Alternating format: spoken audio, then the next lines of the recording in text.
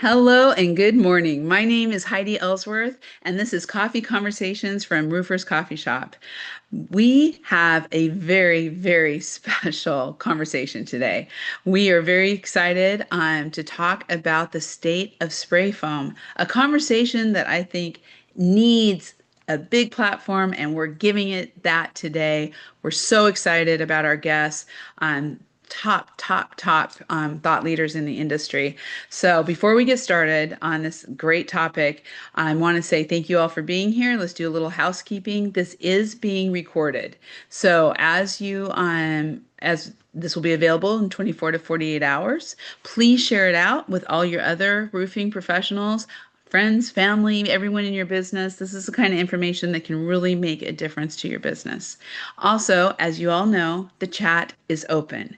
So please let me know where you're coming in from, the type of business that you have, and then throughout the entire conversation, please ask questions, make comments, emojis, whatever you want to do. We're very excited to have you be a part of this great conversation.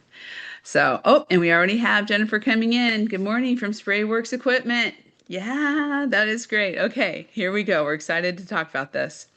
I want to thank General Coatings for their sponsorship. In fact, Will Lorenz, who is one of our guests today, who you're going to get introduced to in just a second, was fun. He was the one. He said, Heidi, let's do this topic and let's get Mark Graham from NRCA. I just am very excited about this. So thank you, General Coatings, for not only sponsoring this coffee conversations, but for being that thought leader and really putting the initiative to have the conversations. So thank you so much. Um, and as we go through here, we're going to start with some introductions. I have to tell you, this first introduction makes me very happy. It's the first time that he's been on a Coffee Conversations, which I can't believe, but I am just so proud to have Mark Graham here today. Mark, welcome to the show. Thanks, Heidi. Glad to be here with you and with Will and all your viewers. And I agree, this is a great topic. Probably not discussed enough in the industry. So I'm glad to be able to share a little bit of NRCA perspective on spray foam. And I'm going to actually give you a little bit of background. Interestingly enough, I have some roots in spray foam. I've been in the roofing business for about 40. I've lost count. It's 42, 44 years. And actually, the first contractor I was with, FJ Christensen in Milwaukee, actually did a reasonable amount of spray foam work back in the day. So, I mean, we're talking then in the early 1980s.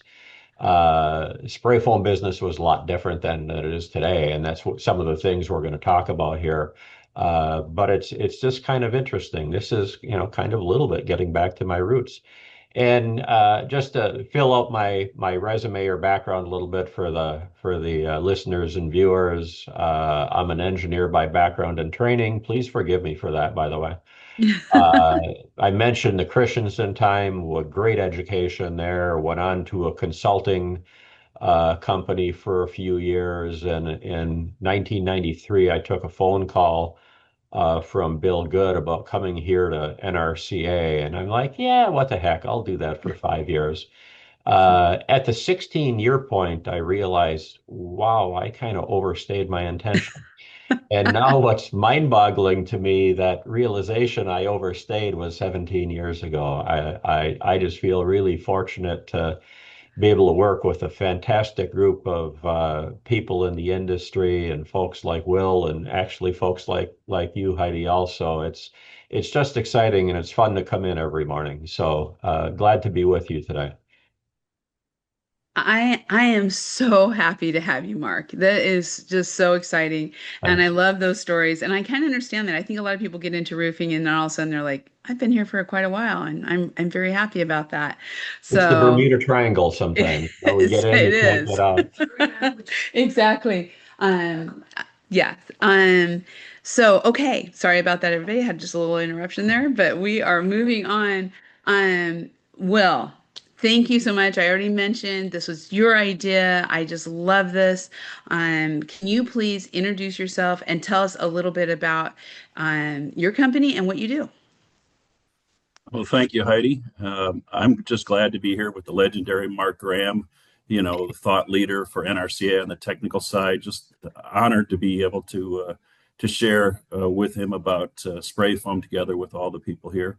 I'm president of General Coatings. We're a manufacturer of spray foam and roof coatings, and we're located in California and in Texas. And I'm a chemist by trade, so I've kind of they got the different brain side going than the engineering. I don't always look at it from a math perspective. I look at it that big picture kind of ideas. And I've been fortunate enough that other people have helped train me in this industry. I didn't know anything about roofing, but owe my roots to roofing to the Henry Company and Resin Technology, who helped get me into this. And then, of course, I've excelled at General Coatings, and just honored. Always been around polyurethane foams and spray foam and roof coating. So we're a member of NRCA, proud member of that, the Roofing Alliance.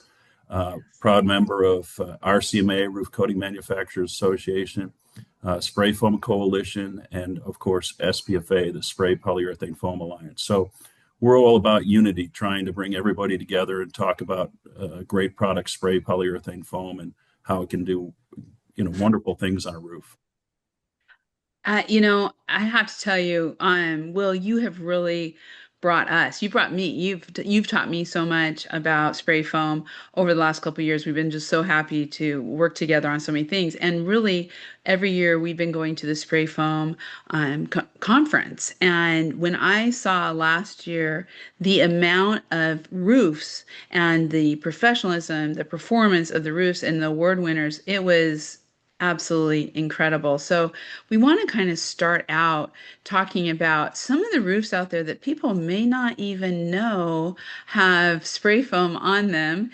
And this is kind of one of them that's showing up on the screen right now. So, Will, why don't you start us out with just for those who are on who maybe are not as familiar with spray foam, just talk about the technology and really what you're seeing, where it's being the best use applications out there today. Well, thank you, Heidi. That is a Las Vegas entertainment center. I would just say it looks like a sphere, so it must be a sphere. Uh, a great place for you to go and watch tremendous shows, from U2 onwards. Places that are done with spray polyurethane foam. They put 5 inches of foam and acrylic roof coatings and granules on the top of a spherical ball. How amazing. And sealed it up, waterproofed it, opened on time during the COVID time frame. And, just amazing that spray foam can do projects like that. In the past, super projects like the the Louisiana Superdome was done with spray polyurethane foam, and then many, many schools, many warehouses, commercial buildings. So, we're just doing a diversified network of buildings with spray polyurethane foam with our industry. And, it's a very simple system. It's a plural component materials that come together in a spray machine, and it's then applied onto the roof. It rises and cures, and then you put a protective coating system on top of it, acrylic, silicones, urethanes, or combinations of thereof. And it's a design system to be renewed and sustained. So it's just really exciting, and it does it well if you have good contractors who are well trained. It's a really durable performing system. Yeah, well, it's interesting. One of the big award winners last year was the New Orleans Convention Center, which is all spray foam. Yeah. And so there's a lot of projects out there that people may not be aware that are happening. But I would love, Mark, for you to kind of let's look back, right? You like you said, you were doing spray foam in one of your first jobs, but really looking at where spray foam has come over the years, how it's been used. I would love for you to share it because you have such a rich history and knowledge of that. That's kind of a polite way of saying I'm the old guy of the group, isn't it? I mean, thanks. Nah. But I can give you a little bit of history. It's really interesting. I mean, spray foam, I think, has started to be used a little bit in the 70s and 80s. It's following, if you think about it, the Arab oil embargo, and in the early 70s, all of a sudden the building industry got interested in energy efficiency. And spray foam kind of fits that very well. I think it was really kind of a niche, small market player, maybe a little bit underground, if we want to use that terminology, up until I'm going to say the mid 1990s. And I don't want to have NRCA claim responsibility for any of it, but there was two things that happened in the mid 90s, which I think were really, really interesting. In about 1994, NRCA's Manual Update Committee acknowledged that it's the time where spray foam should be in the manual. So over the course of 94 and 95, we actually did a lot of work in the Manual Update Committee. And spray foam has actually been a section of the NRCA roofing manual since 1996. And we made a pretty big leap from 96 to 2001 and kind of perfected things and along that line. So it's been recognized by NRCA now for a good bit of time. And every 4 years, when we do the manual update, we sit down with spray industry folks like Will and others and say, what's changed? What do we have to tweak and things like that. And it's gotten to be, I think, a very good section of the manual. Now, if you're not familiar with our manual, it's not the minimum requirements like the building code. It's not the requirements you need for a warranty. It's a group of folks in the industry sitting down saying, if we can put a roof together and have it be a fantastic roof, in other words, better than average, what would we do? And that's what the NRCA manual and the spray foam section of the manual basically depicts. So if you're not familiar with it, I'd encourage you to take a look at it. Around that mid 90s time frame, there was also, I think, another inflection point, which I think was critically important looking back. The spray foam industry came to NRCA, and actually, I think one of the first calls might have been to me or maybe Bill Good at the time. And the question was a simple ask. What do we need to do as an industry to be more recognized, more mainstream? And it's not that the spray foam industry needs a blessing from NRCA. That's not what it's all about. But what Bill and I suggested is, why don't we get together as the industry, spray foam industry, NRCA, individual foam manufacturers, coating manufacturers, contractors, designers, and let's put a research program together. And we actually did that through what at the time was called the National Roofing Foundation. It's now called the Roofing Industry Alliance for Progress. And Renee Dupuy went out and looked at hundreds of roofs around the country, spray foam roofs, and we got to see the good, the bad, and the ugly. I accompanied Renee on probably about a quarter of those roofs around the country, and it was really interesting. And I got a couple of takeaways I'll share with you folks. The first of which, my first takeaway is if you're ever in New York City, don't let Renee drive the car. Let him navigate and I'll drive. He scared the living heck out of me. But on the serious side, we saw some really, really impressive looking spray foam roofs. And that was surprising to both Renee and I. And we'll show you where you can get a copy of the report and some articles like that and things like Yes. that. But I'm going to share with you a couple of the conversations Renee and I had in the car as we're driving around, and I'm hanging on for dear life.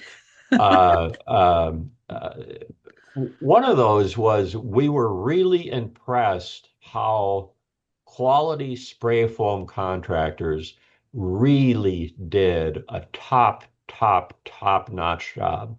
I mean, their roofs were very well done. They looked fantastic. And you just walk through the roof hatch or the penthouse store, and the first reaction was like, wow. And the Awesome. second uh, front seat of the car conversation was about this is kind of changing our perspective on spray foam because, in Renee's job and honestly, nowadays in my job, we don't get to hear about the success stories. Contractors don't call us and say, this job was fantastic. We made money. The building owner was so happy we got paid early. I don't get those calls. The calls I get are about the ones that go bad, so we kind of have a little bit of a weird bent on what's going on in the industry. And Renee said something to me that I thought was really profound. And he said, just think of what it would be like if your entire perspective of the example he used, built up roofing, was based on built up roofs installed by maybe not so professional contractors, maybe not even roofing contractors. There's a distinct difference between a spray foam roof installed by somebody who isn't properly trained, properly educated, working with a great manufacturer, versus one who is trained top notch and what have you. So it was really eye-opening for us to see the best of the best in some fantastic applications in the spray foam industry. It was eye-opening. And I think the National Roofing Foundation, now the Roofing Industry Alliance report that Renee did on the spray foam industry, dating back to, I think it was 1996, is really an inflection point for the spray foam industry. And boy, since then I've got to work with some fantastic folks. Like I said earlier, got to work with Will and other folks working on our manual and other industry projects. And it's all great stuff. In my eyes, spray foam is a viable option for all of us in the roofing industry. And Mark, I love that story. I love it. And I can just see you and Renee It was a driving through hoot. New York. I can imagine. Um, but, and what I love about it too is spray foam was being used, was being installed incredibly well by these professionals, not so well by people who weren't trained. And that, I think that caused some concern through the years. But in the last 10, and I'm not even going to put a date on that, really the professionalism of the spray foam industry and the really demand when it comes to energy efficiency and so many of the benefits of spray foam have increased. So what have you seen since you've been in the spray foam industry and really the growth and training? Because you are such an advocate for training. Yes, yes, I'd like to say that, but let me comment. I heard one comment story out of that Renee Dupree thing. It said, all the roofs we checked on didn't leak, even the ugly ones. Yeah. So I thought it was a great summary of the fact of, what a roof's supposed to do is perform and keep the water tight surface in there, and that's what spray foam does. I'm a huge fan of training. I think people need to be prepared. I think first of all, if someone's getting on a roof, they need to go to NRCA and go through roof training classes and know what it is to be getting on a roof, regardless of what system you're installing. I think it's just so important, safety wise, personal protection wise, to do it right. We all want to come home at night, and then, I think that SPFA has a great PCP program where it's a four-step program for people to learn about spray foam and have field testing and learn.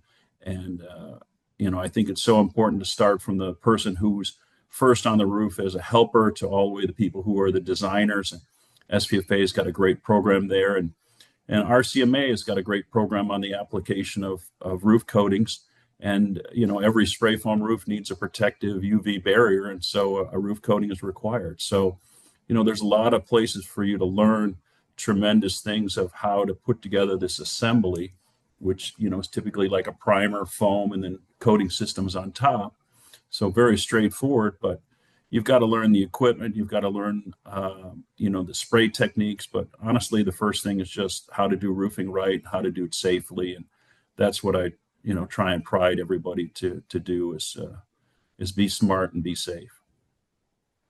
Yeah, Mark, I mean, that's all what NRCA does is that initial training to make sure that safety is number one, understanding the roof systems overall. Can you talk just a little bit about that? Because I think that's so important. Well, I agree with Will entirely. Number one has to be safety. And that might surprise you a little bit coming from me, being the technical nerd in a roofing association. You think I would be advocating for nuts and bolts and technical type of training, but safety is number one. And I think it's very important that our field personnel actually be trained in rooftop safety. Roofs are a little bit different than other types of safety programs. So whether it be ladders, fall protection, how to be safe on a roof, how to be safe with particular materials, that is absolutely job one because at the end of the day, we have to be able to go home, whether it be to go home to our families, go home to our life, but then also importantly, come back to work the next day. I mean, we have a tremendous labor issue in the industry, and the ability to have people come back the next day, next week, the next month is absolutely job one. So safety training, and I'm going to strongly advocate for roofing specific safety training, and we do a tremendous amount of that at NRCA. So feel free to dive on our website and look into that a little bit more. Safety training, it's number one in my book. Then, as Will alluded to, there's just basic roofing training. Some of the basics of roofs, roof decks, insulation, how to deal with flashings. NRCA has a series of programs that we refer to as track, but it's basically applicator training and some of the basics on just fundamentals of roofing. It's not system specific, it's just basic. I'm on a roof, these are the things I should know. And then also, we've been doing quite a bit lately, and I think this is critically important, foreman or senior field personnel training. Yeah. Back in the olden days, 40 years ago, it seems like the foreman on the job was typically the one that could scream the loudest and swear and things like that. And we're really in a different culture nowadays. And I really think it's important that we properly train our supervisory field personnel. And Amy Staska and our education group have been doing that and do just an absolute fantastic job. One of the things I like doing at the IRE or whenever I get a chance to break away from my stuff is just go sit in one of those classes. And it's really encouraging to see that foreman level or maybe field superintendent level to be sitting down with their peers, not necessarily competitors. They might be sitting down with somebody from the other side of the country, but learning and sharing experiences together and basically becoming better leaders. And Mhm. boy, the energy in that room for especially for that foreman training is just invigorating. And I look at it from the perspective of, we're providing better roof systems, we're providing better working environments, we're providing a safer environment. But the main thing for me is the excitement level, and that's really the future of the industry. Boy, if we can get people excited, that's what the future of the industry is all about, and I find that invigorating. I I do too. I mean, that is really what it's all about. And then to be able then to understand all the different systems that Right. are potential out there after you have that great base and Mhm. foundation. And Mike, thank you so much, Mike, for coming on from Costello Roofing. He says, I don't have much knowledge about spray foam except tearing it off to install TPO and EPDM. Hang on, Will. I'm looking forward to learning pros and cons, uses, and applications. Thank you. Which, Mike, you just heard the perfect, if you haven't been involved with NRCA and track, obviously you're already roofing, putting all that together. But that's what you led us right into the next topic that I kind of wanted to go over, and that is, Will, where are you seeing really, let's start with the benefits of spray foam, and what regions are you seeing really a growth with spray foam, and why? How is it beneficial to both the contractor but also the building owners? Well, great question. Thank you.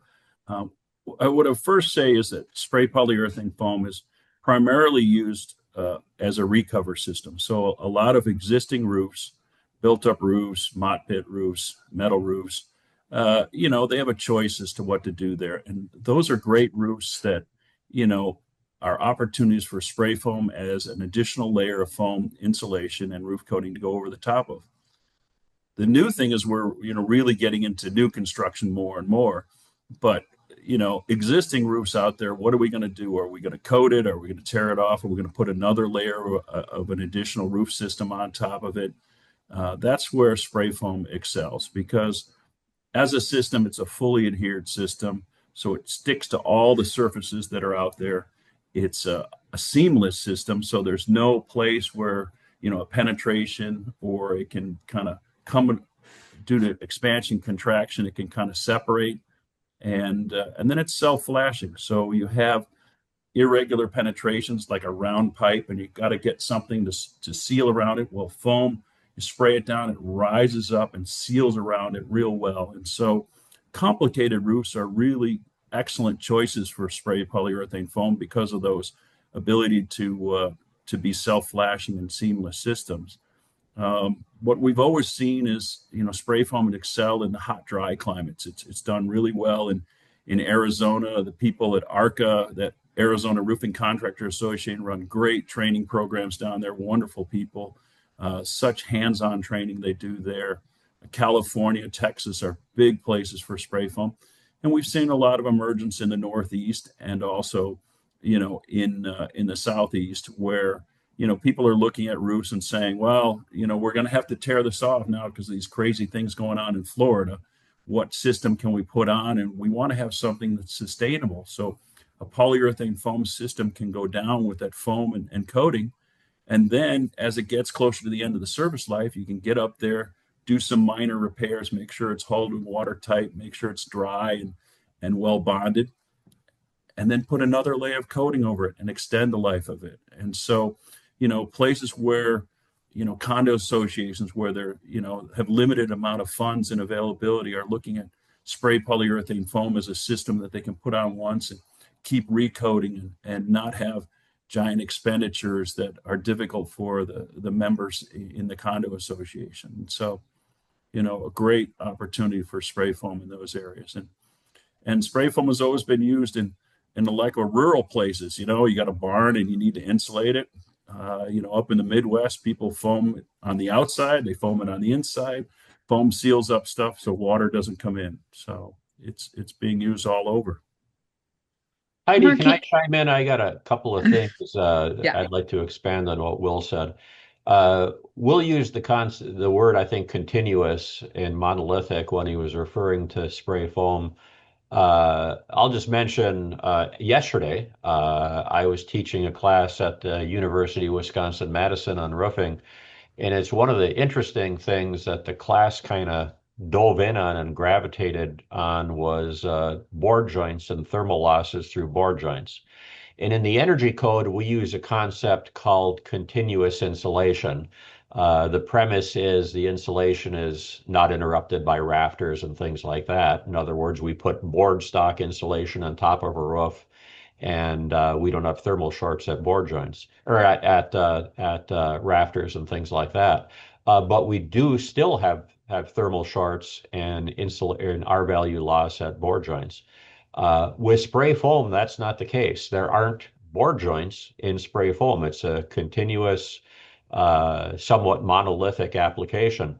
And the effect of that lack of board joint is kind of almost like free R value. If you have an insulation system that have board joints in it, there's some old research out there that says you're going to lose about 8% of your R value from the board joints. There's actually some new research out of Canada, which we're going to be talking about after the first of the year, that's going to show that number is actually about 12, 13, or 15%. So it's just the method of application of spray foam without those board joints. You get the kind of that free bonus of not R value loss from the board joints. Another interesting thing I find really interesting about spray foam is since it is field applied and we can add additional lifts where we need to and what have you, you don't necessarily have to look at spray foam as a continuous thickness monolithic spray across the entire roof. You can build up crickets, you can build up taper, and you can actually deal with field conditions. I think both Will and I have been on way too many roofs where there was a dip or a depression somewhere in the roof. And if you try to fill that in with board stock insulation or tapered insulation, all you're really doing is you're just moving the bird bath from here over there. But with spray foam, you can actually, a good spray foam applicator, a great applicator at the end of the gun can take that, see it, and just deal with it by adding an additional lift or some taper in his lift to not only move that bird bath, but actually move it right down the drain. So I think that's kind of a unique thing that we have with spray foam insulation, both the lack of board joints, so there aren't those thermal shorts, and then the ability to add taper in the field to address those field irregularities. Well, and Mark, I'd love you to keep going too on this because one of the things that we're hearing, especially like Will said in California, my New Jersey, I know does a lot that direction is really that need the increase of insulation, the effective, the solar reflectivity, just kind of that whole sustainable roofing system. What are you hearing from NRCA about the demand for that kind of stuff, and how has spray foam kind of started to fit that all together? Well, the drive and the codes and the standards and state legislation is for more insulation, more R value. Back, 40 years ago when I started in the roofing industry, we were probably putting down an R of 2 or 4 or maybe 10 on roofs. And as recently as 20 years ago, a highly insulated roof was probably an R of 15. Now we're looking at, depending on where you are in the country, 25, 30, 35, and in some cases even greater than that. Let you in on something here. I'm in Chicago. The state of Illinois is looking at a stretch energy code. In other words, an energy code on steroids, where we will be moving in some jurisdictions from an R of 30 to an R of 33. And you think, about what's the big deal about that? Well, that's an additional inch of insulation. And that gets a little bit complicating in the field. The nice thing about spray foam is you're basically developing R's from the bottom up with the thickness, and it's a relatively high R value material. So I think spray foam fits in well into what we're seeing with energy code mandates and mandates for higher and higher R values. Yeah, it's all coming together. And actually, Mark, I'm gonna stay with you and Lily, I'm gonna come back to your question, but because this is a technical question from Mike, I'm just gonna throw this in while we're talking about it. Foam would all be considered adhered systems, question mark. Would the foam be 25 to 30 up to 7.6 inches like a rigid board? Does that make sense to everybody? Or Uh, Will? to be honest with you, no. Oh, No, R value. our value. Okay, there we go. The Um, simple answer to this question is yes. He has the answer to his question there. Yeah. yeah, I perfect. Yeah, I mean, mean, I Okay. mean, Will, with what are you marketing right now for R value per inch or what have you on your products? we have 6.9 and 6.5 Okay. range. So, a lot of areas are R13, and so a couple inches of spray foam meets it right away. Right. And one of the things, as you said, Mark, that slope to drain capability there, filling in ponded areas are just fantastic for spray foam. And we have FM approvals with polyiso in conjunction with spray foam. Put down that polyiso to kind of build some significant insulation thickness, and then put 2-3 inches of spray foam on top of it to seal it up. Great combination systems that have been recognized by Factory Mutual as a high performance roof system with hail resistance, severe hail ratings, and performances there with wind uplift and all the things that are meeting all the professional requirements of any roof system out there, so that they can be used in Chicago in the winter, or they can be used in Florida, in the hurricane zones. So our industry has really stepped up from the time when you saw it originally in the 80s, when they had great entrepreneurs, but have gun will travel kind of Right. attitude. And now with NRCA's help with the Renee study and all the professional programs that are out there, we feel like we are exactly where everybody else is at. We are a great roofing system that is an excellent choice for any building in almost all cases. Well, Will, we have a question for you, and it's from Lily. And Lily, I'm just always so happy to see you here. How is roofing foam different from traditional closed cell foam?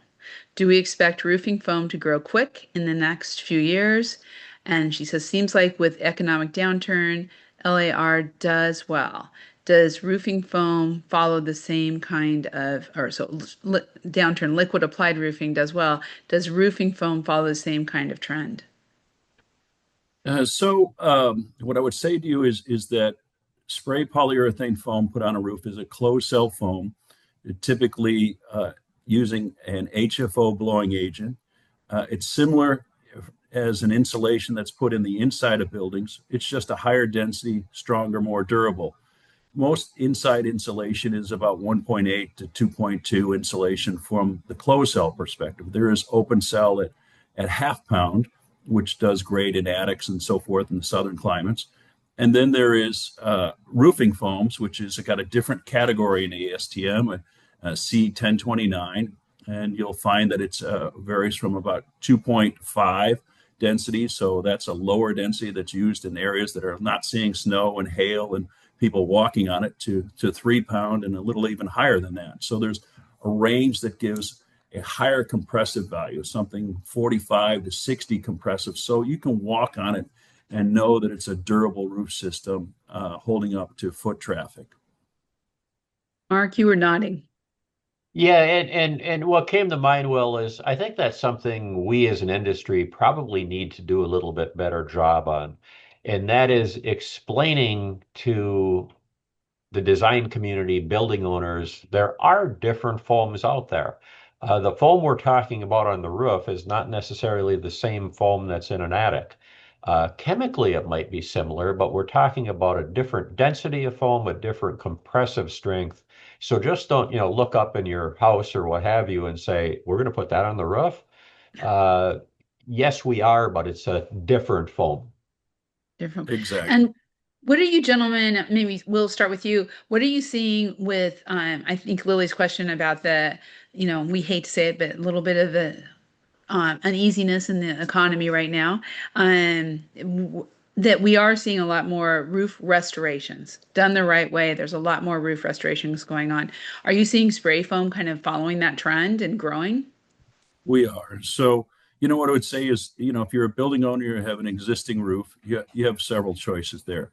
You can tear it off and replace it with like. So whatever you got on, you can put another one on, and that opens up the conditions. And then you might have to do all the upgrades on code and requirements there and more insulation. So typically a more expensive route, many times necessary, but more expensive. Or, you can look at it just applying a roof coating system or putting a membrane down, which are both cost-effective solutions, but doesn't give you, any enhancements on insulation. And that's where spray foam fits in that middle road. It can go over a lot of existing roof systems without tear-offs, and it can provide additional insulation, additional benefits to the homeowner or to the building owner by, keeping the control of your energy costs down. And it can be easily applied without having to, tear up and do a lot of things. And so, from a cost standpoint, it kind of fits in the middle. From, new roof is usually always more expensive, and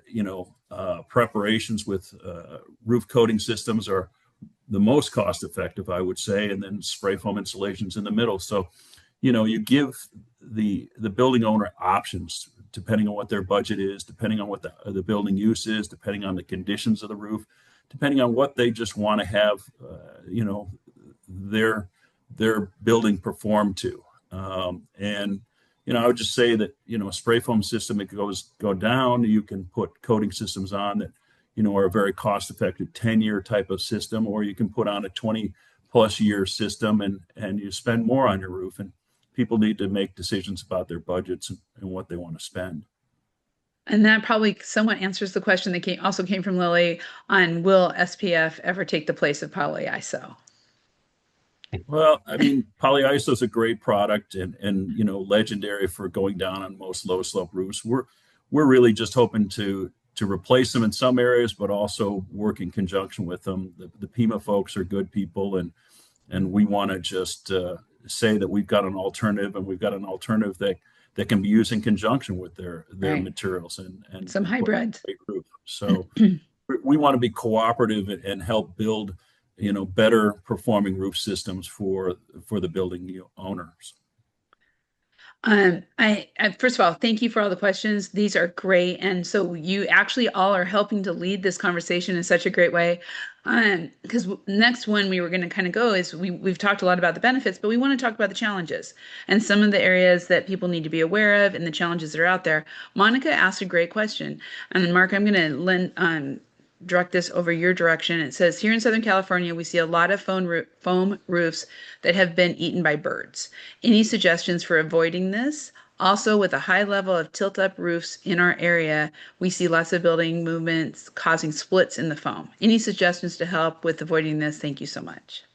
Let me address the first one first, or the second one first. That Okay. splits in foam and building movement and things like that. Building movement is a roofing industry issue. It's not a spray foam issue. And that's basically why we started with our initial comments. A good foam contractor needs to know the basics of roofing. I mean, there are places where control joints, expansion joints need to be installed, and that is totally independent of roof covering type. So, I mean, if the building is moving, we need to design and accommodate for that with a expansion joint, control joint, things along that line. On the bird peck issue, or I'm actually going to group this in with rooftop traffic. That is one of the things that really surprised Renee and I when we were driving around the country in the mid 90s. We kind of had this stereotype of, oh yeah, it's foam and it's a coating. And we really weren't in the mindset of some of the high performance things you could do with coatings. Will alluded to higher end coatings and also broadcasting granules into coatings between the first and the second path of coatings. And you really come up with a coating system that's incredibly durable.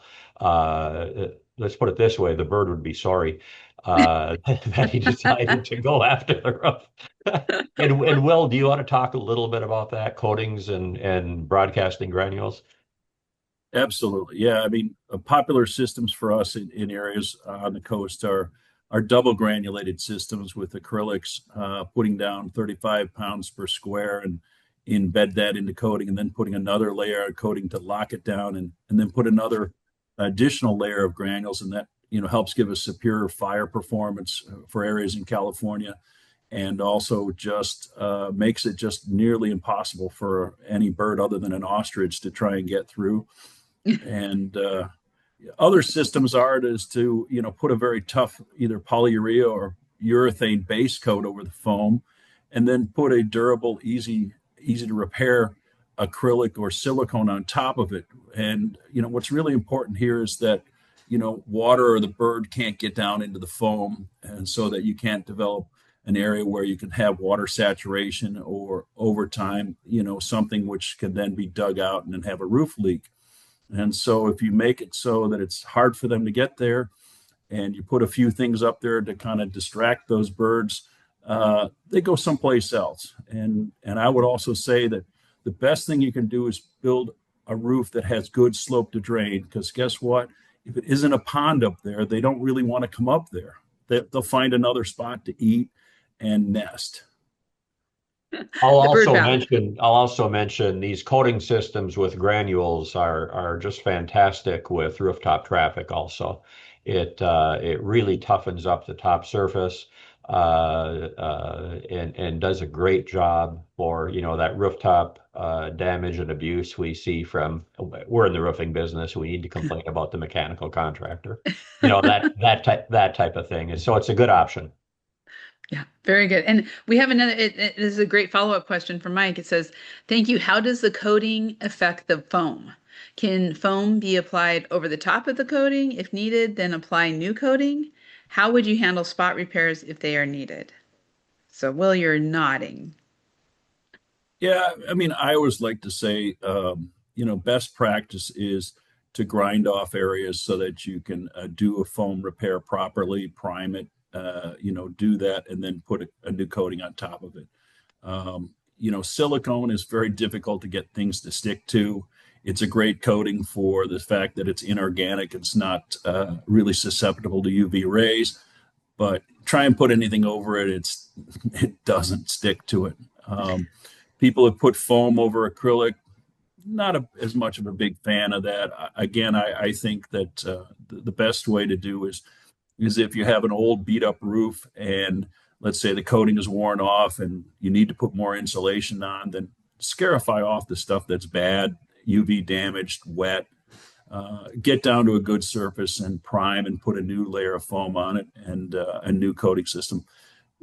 Our industry should always consider what looks the most professional, does the best job, and represents the roofing industry right, so people are well satisfied with their buildings performing. And shortcuts are possible, but it's not the direction we should all really go. Along that line, Mark, I would love for you to address, because I'm sure your technical team gets calls on this all the time, but one of the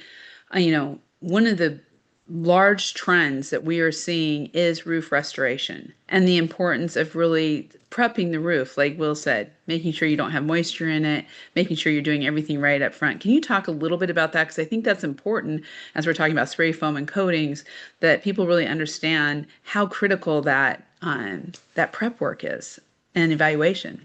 Right. Well, with anything, whether it be roof repairs or if you're going over an existing roof with spray foam or something else, preparation of the existing surface is just absolutely critical.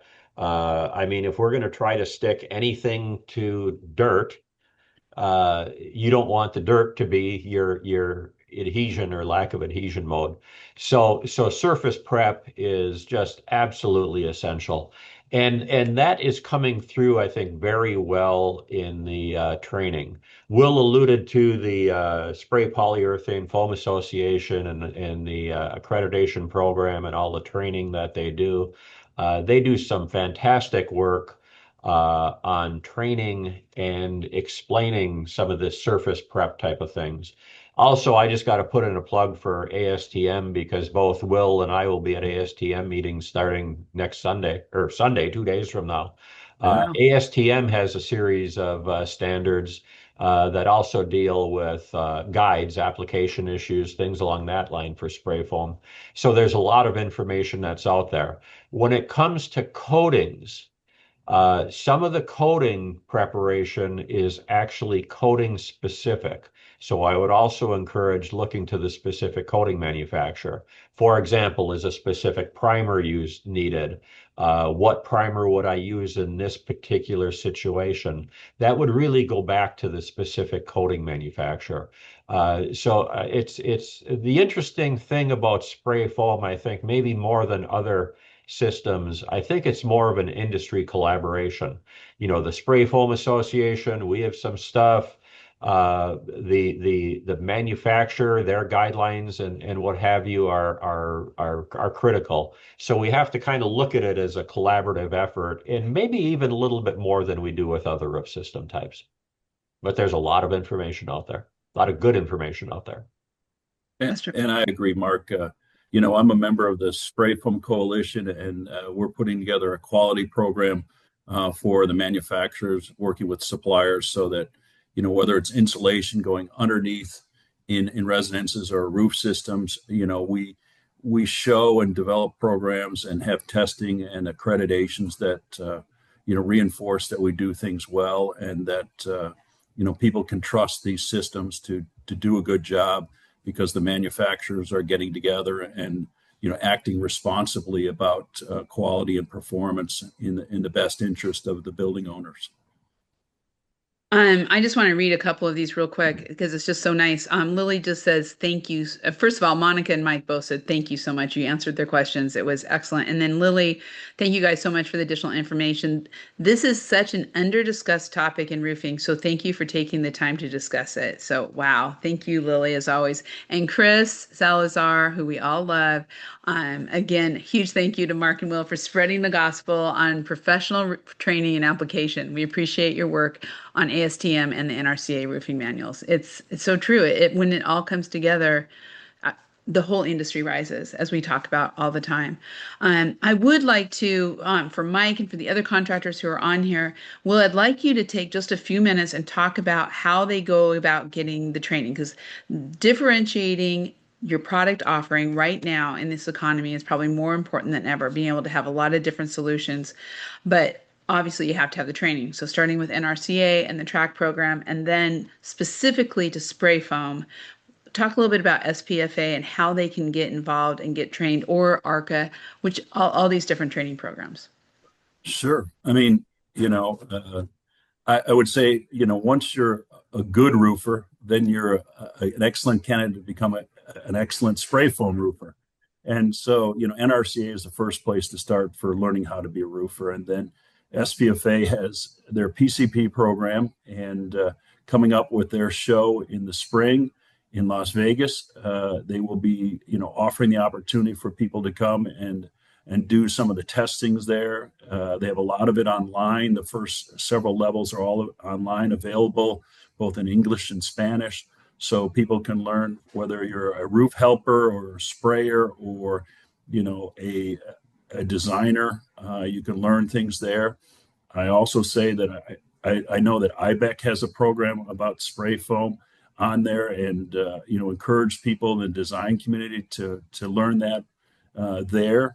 But then contractors can come to Las Vegas and do the field evaluation. So after you pass the test and you say you're ready, you can demonstrate your skills as to applying foam and knowing how to operate the equipment. Because again, each system has different things you have to be aware of. And polyurethane foam has this system, a Graco type of equipment there. It's a plural component, high pressure system with a gun.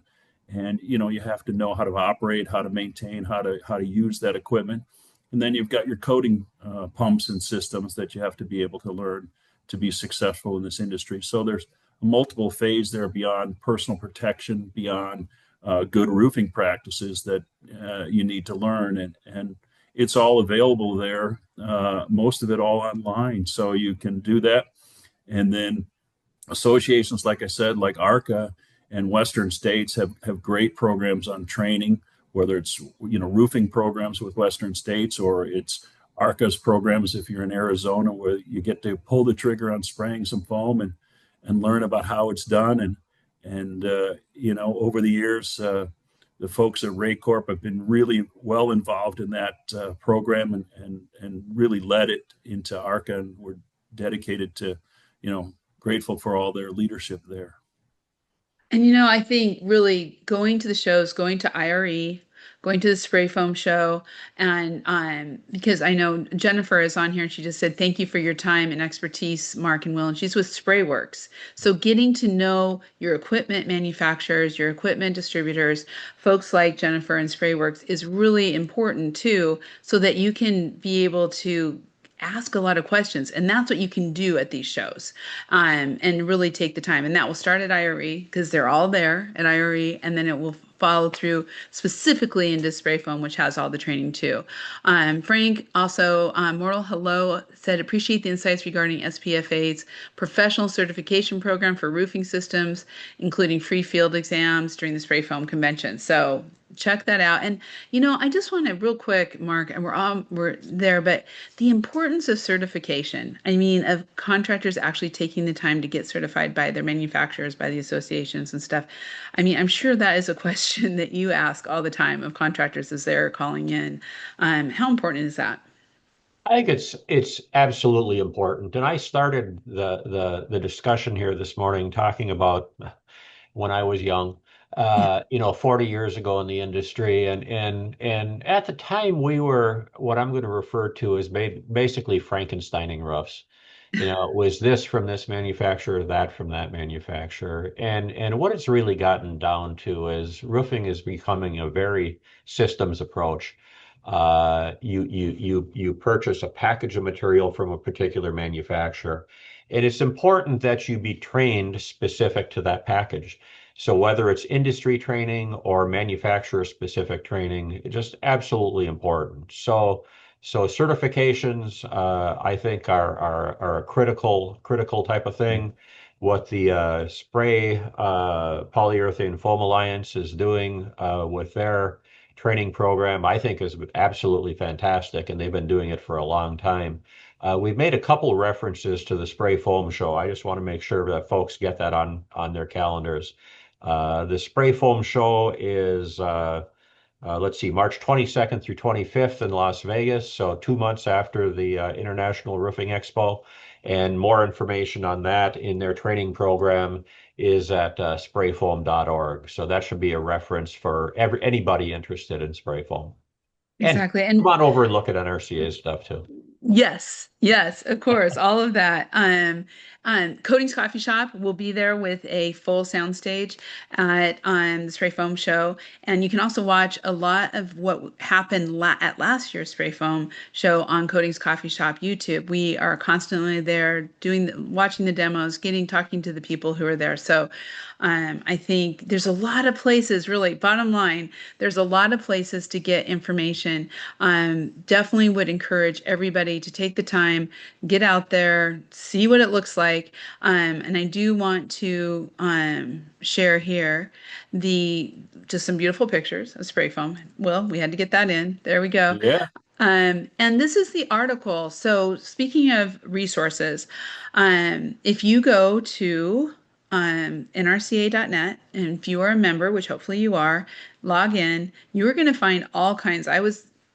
Last couple of weeks, I've been going through and searching the NRCA site. Mark, talk a little bit about the resources that are there for people, and including this article that really summarizes that study. I mean, there's a wealth of information on our website, and every once in a while, I just go in there and hunt around to see what I come up with that I wasn't aware of.